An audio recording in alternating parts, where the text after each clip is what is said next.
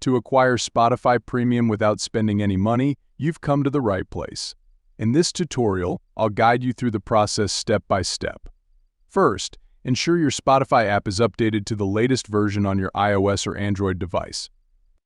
Then, open your browser and search for Spotify Premium Free to find the official Spotify website. From there, navigate to the page offering free plans, where you can select a plan that provides up to 3 months of Spotify Premium at no cost. After selecting the desired plan, log in with your Spotify account or create one if you don't have one already. Next, input your payment information, ensuring all details are correct. You can even use PayPal as a payment option. Once your account is set up, you'll enjoy 3 months of Spotify Premium without any charges. Remember to cancel your subscription before the trial period ends if you don't wish to continue. That's all there is to it. I hope you found this guide helpful.